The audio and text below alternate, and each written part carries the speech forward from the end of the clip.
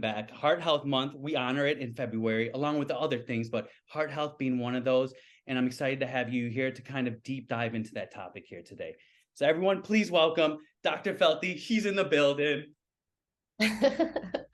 Thank you, Coach John. Hello, everyone. And thank you so much for taking the time to learn about your heart health and how to prevent heart disease.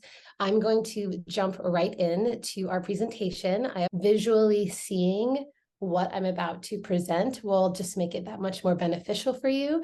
And then also this presentation, I will make sure that John has this presentation so that way you can have it as well and you can review it and look back to it.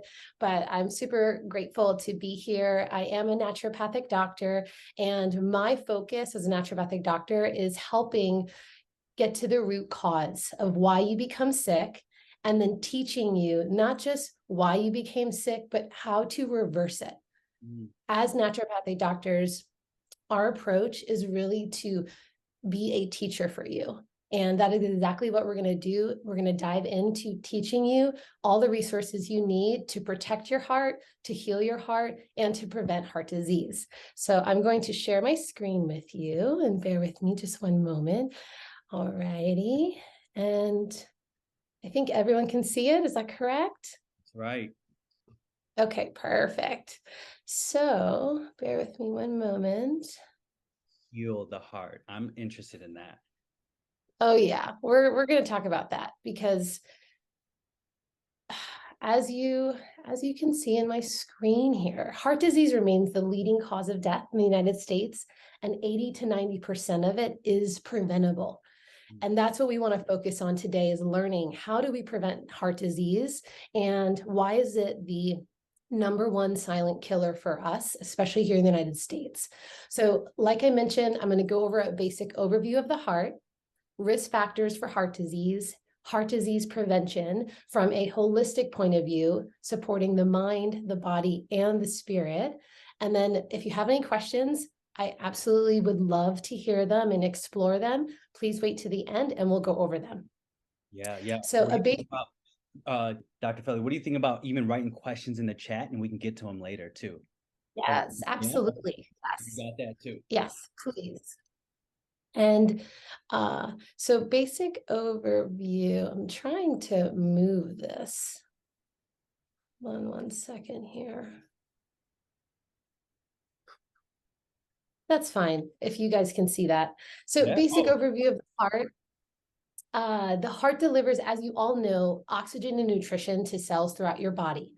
It removes cellular waste and it communicates to every system. It beats 100,000 times per day, pumping blood through 60,000 miles of blood vessels. So it's obvious that we need to support our heart, but we're not doing the greatest job here in the United States.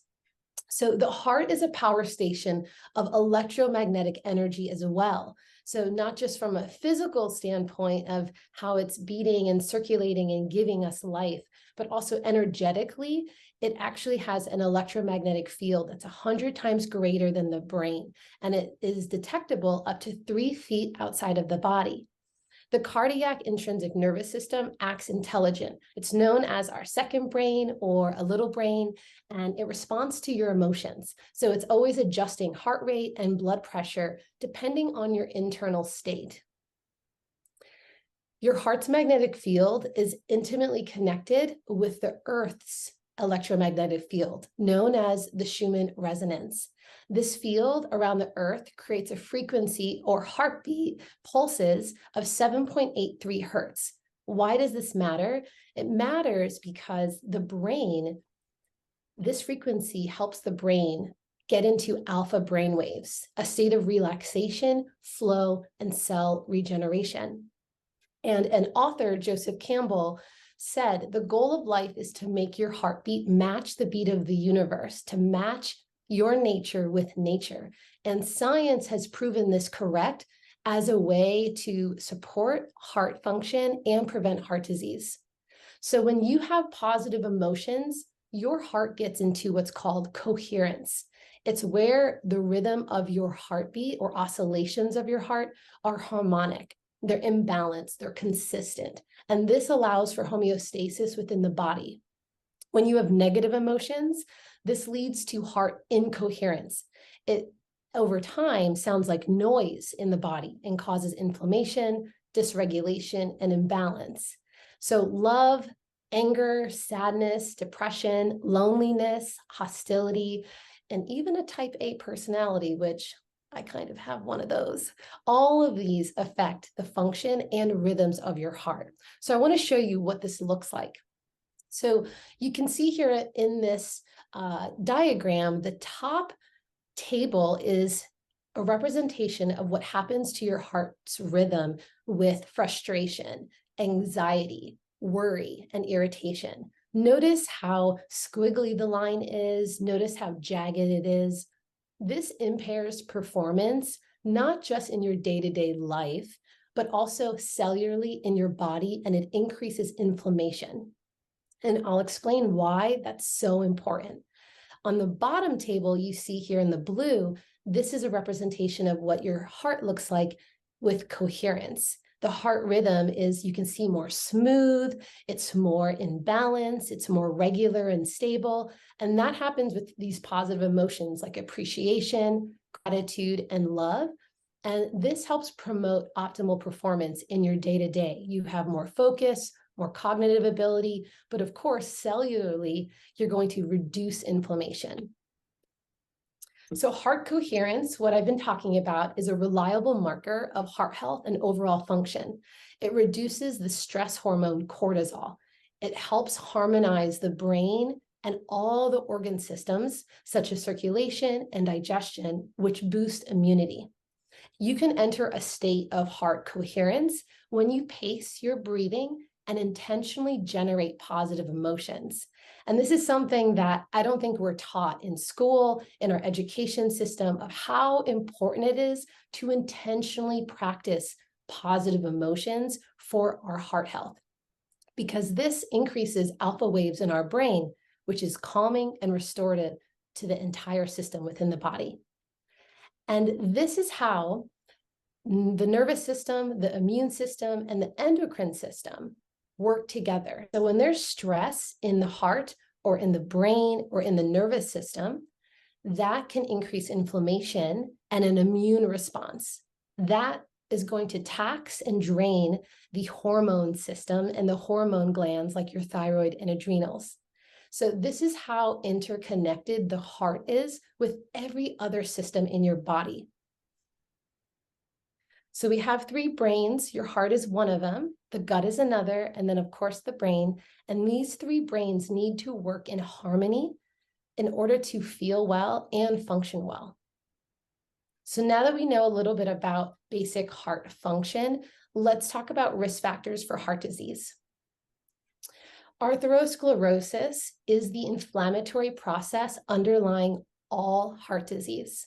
Okay, so in stage 1 here on the left side of this photo, you can see a normal artery is where blood flows freely through the artery. In stage 2, on the right side of the photo, you can see that plaque is starting to build up along the arteries, and this reduces blood flow, known as atherosclerosis.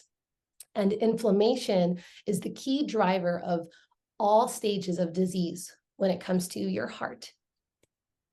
Risk factors for atherosclerosis are, I'm sure, things that you've already heard before: high cholesterol, high blood pressure, diabetes, obesity, smoking, an unhealthy diet, a sedentary lifestyle, and age. As we get older, this increases, and males also are at higher risk than females as well.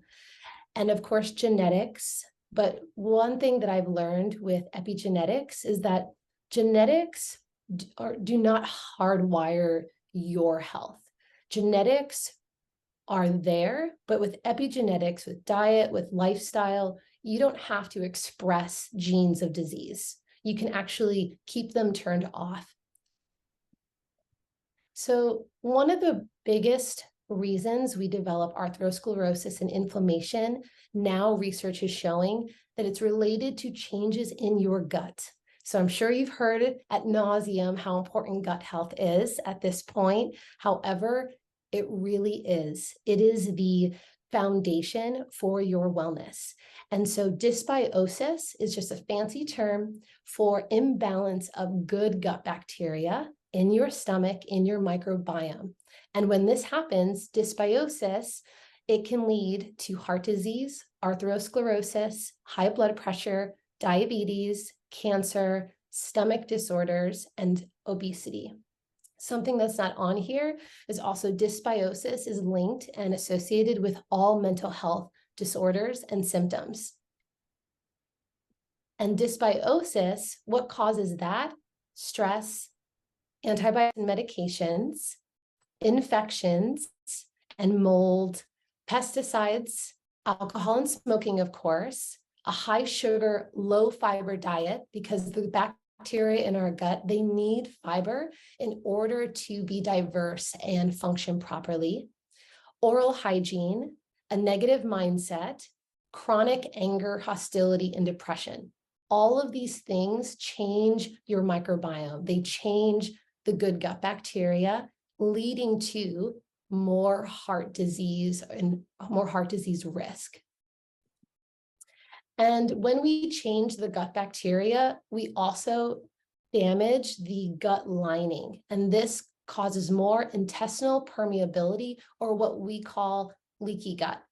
And when this happens, this increases inflammation in the blood, immune activation, and oxidative stress.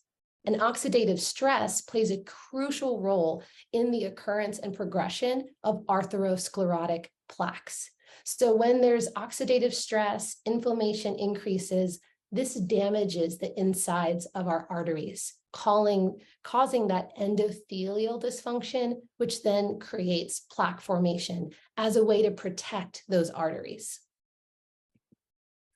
So now we're going to talk about heart disease prevention, because this is the most fun. You want to learn, okay, we understand this is a huge problem, but how do we prevent it?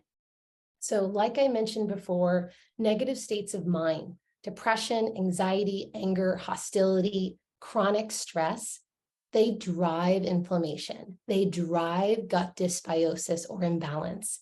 And this increases your risk for heart disease over time, or worsening heart issues that already exist. And this is something that is so important that we don't talk about enough, is our mental emotional state when it comes to heart disease prevention. So I'd like to pause for just a moment, and I actually would like to invite you to do coherence breathing with me. I know it's the middle of your workday, so we're going to take a moment to calm your system down. And I'd like to invite you to close your eyes and maybe put both feet on the ground wherever you're sitting. And I want to invite you to inhale into your belly for 5 seconds. And exhale for 5 seconds. In for 5, out for 5. And I want to invite you to do this for about a minute. Inhaling, counting to 5. Exhaling, counting to 5.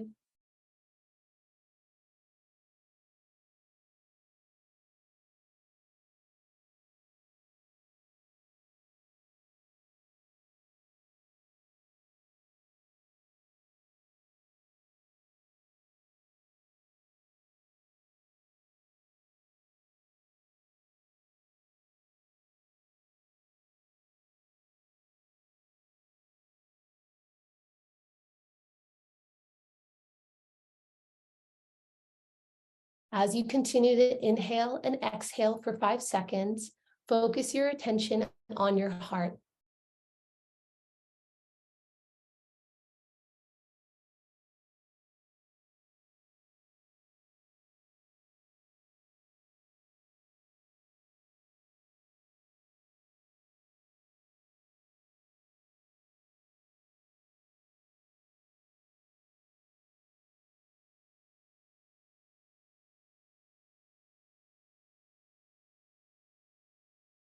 As you continue to inhale for 5 and exhale for 5, focusing on your heart. Notice what's moving through you today. Notice what's there.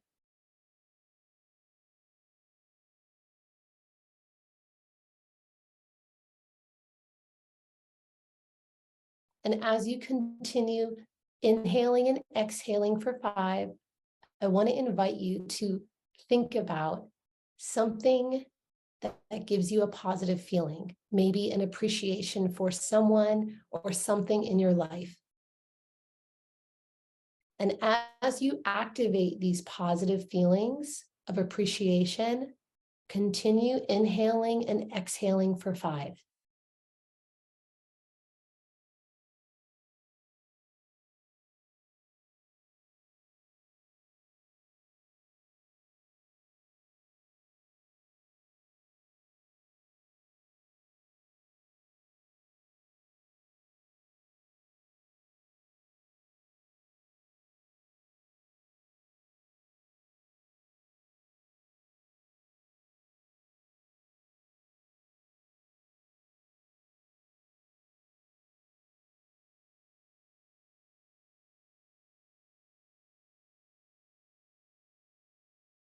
Now I want to invite you all to gently open your eyes and come back.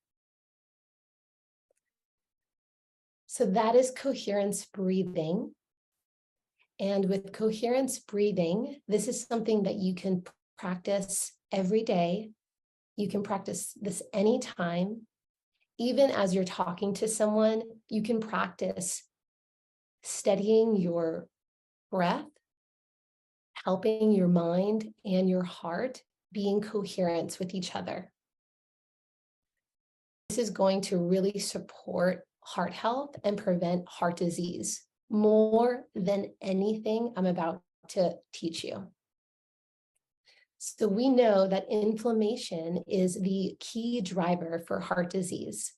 So the best anti-inflammatory strategy is removing sources that drive inflammation. That's going to be alcohol.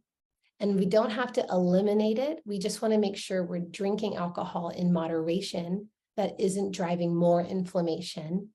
Smoking, cigarettes, or vaping, both have been shown to increase heart disease risk. Seed oils like peanut oil, canola oil, fried foods, they increase inflammation over 48 hours after eating. One of the research topics, or I guess facts that I found, was after eating a McDonald's meal, inflammation is high in our body for 24 to 48 hours after one meal. Doing that regularly is going to absolutely drive inflammation and increase your risk for heart disease. Other inflammatory sources include white flour, white sugar, of course, psychological, emotional, and mental stress, fear, because again, it causes incoherence in our heart rhythm, and negativity because it causes incoherence in our heart rhythm. Here are physical ways to prevent heart disease. An anti-inflammatory diet. Research has shown that the Mediterranean diet and the paleo diet are the best at preventing heart disease. Also, I could put here the Whole30 diet. It's really a diet that's just minimal processed foods. Exercise, 30 minutes a day, 5 days a week. And this is exercise that you want to get your heart rate up, but this could be brisk walking. This could be swimming. This could be at the gym lifting weights in a way that it is going to elevate your heart rate. Don't smoke cigarettes or vaping. Avoid or eliminate alcohol, like I mentioned. Cold showers. Cold showers increase happy chemicals in our body. They increase white blood cells, which can absolutely be preventative for heart disease.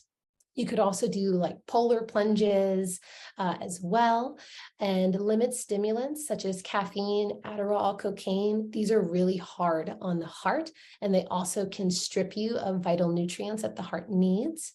Take high quality vitamins like vitamin D, omega-3s, magnesium, and CoQ10.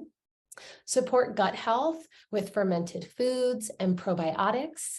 Support oral health by regularly flossing, tongue scraping, and brushing teeth. Spend time in nature weekly and get sunshine every morning. So the reason why this is preventative for heart disease is because being in nature actually regulates our nervous system, and getting sunshine every morning helps regulate melatonin and our sleep-wake cycle, allowing the heart to, again, be in that coherent rhythm. And then practice earthing or grounding. This is my favorite practice.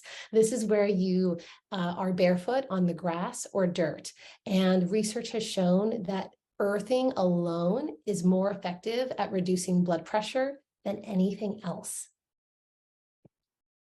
Enough sustained exercise can reverse the damage done to aging hearts by a sedentary lifestyle and prevent future heart failure. And of course, for physical health, we need to know our numbers. So for blood cholesterol, we'd like it to be under 200. For blood pressure, it needs to be under 140/90.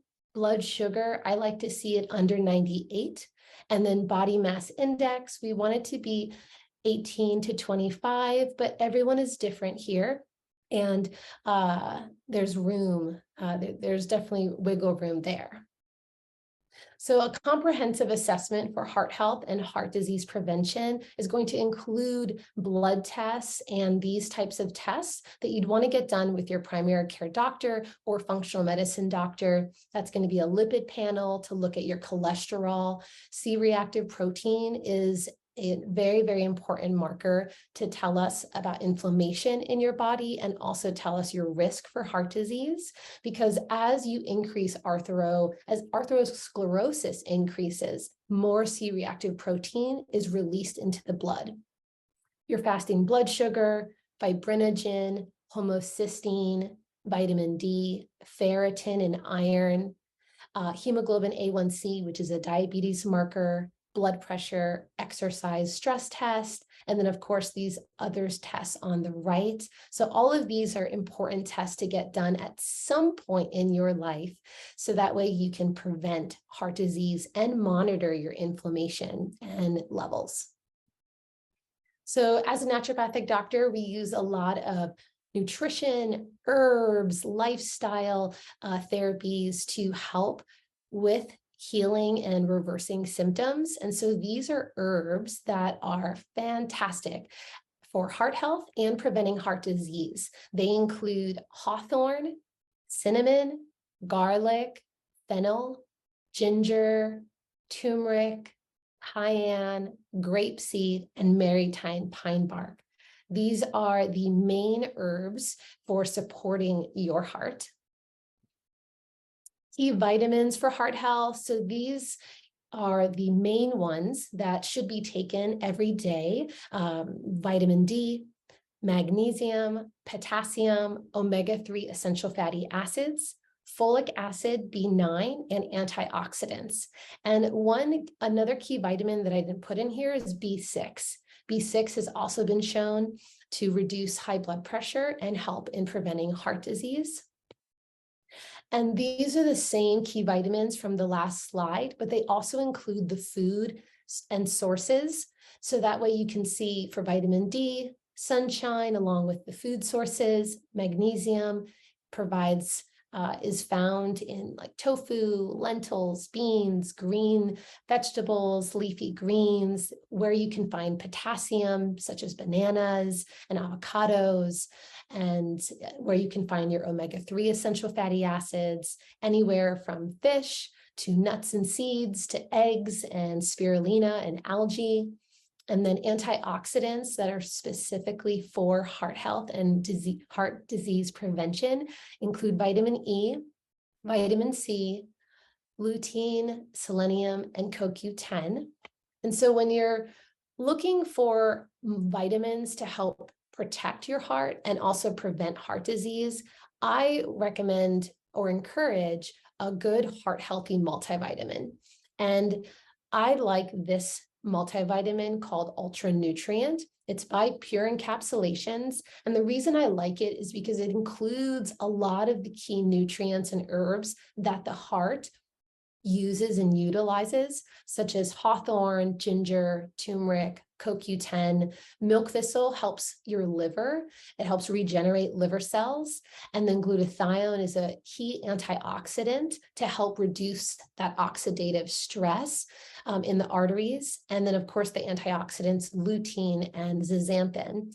And you can order this heart healthy multivitamin on my online dispensary if you'd like. There's 10% off, but I use this myself. I actually just switched to this in the past year just because I want to start really preventing heart disease and protecting my heart.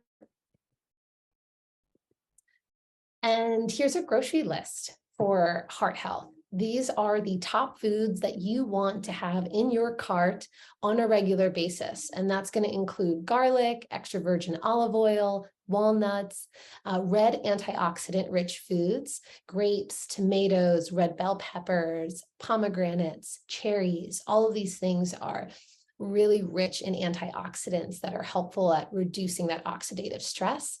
Blueberries, green tea, ginger and turmeric keep coming up because they're anti-inflammatory. Cruciferous vegetables, so green veggies like broccoli, kale, bok choy, asparagus, Brussels sprouts, and greens, cabbage, spinach, watercress, arugula, and of course fish, salmon, tuna, sardines. So all of these foods are really the Mediterranean diet. And one thing I want to point out is extra virgin olive oil has been shown to be heart protective. If you have 3 tablespoons of fresh, raw, extra virgin olive oil per day. And the way I use this is I drizzle the olive oil over my meals. So for breakfast, I drizzle it over my eggs and veggies. Over lunch, I drizzle it. Over dinner, I drizzle it.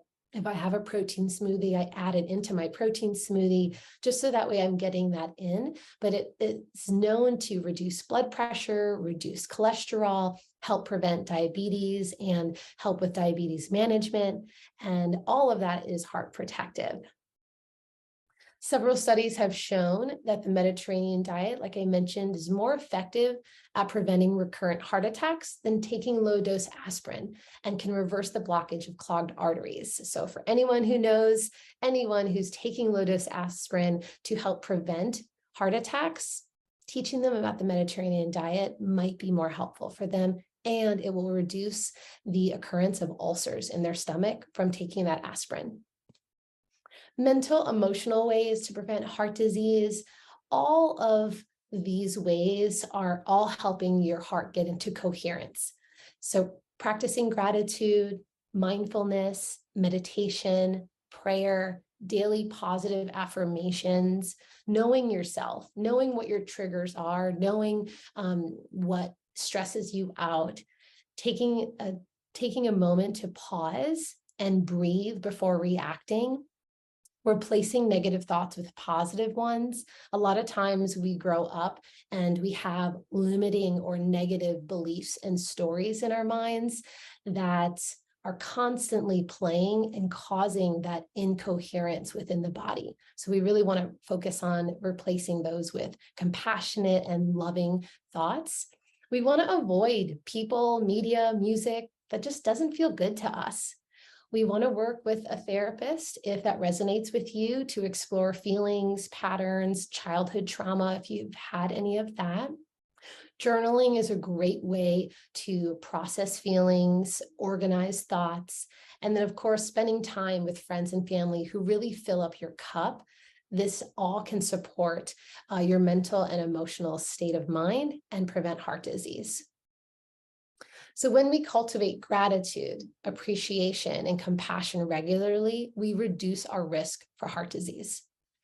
These are spiritual ways to prevent heart disease, and they're very similar to mental emotional ways, but there are a few other things in here, but that's why they're so important. So just having a relationship with a higher power has been shown to prevent heart disease and reduce heart disease risk.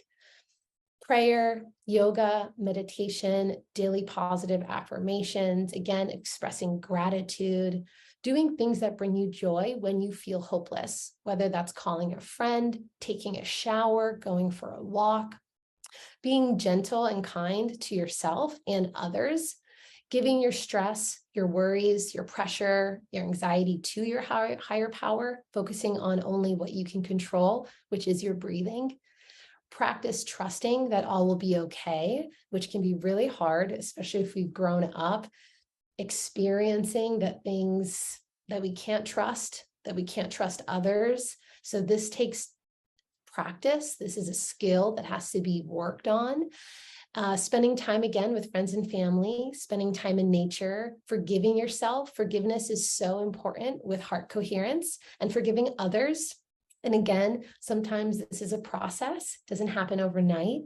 And then do things that protect your peace and your joy. And these are happy chemicals, dopamine, oxytocin, serotonin, and endorphins, that all will be increased when you practice the different mind, body, and spiritual ways that we talked about in this presentation. And when we increase these happy chemicals, this helps with hormone balance, immunity, and of course, protecting your heart. These are my references. And thank you so much. And here's some ways to get in touch.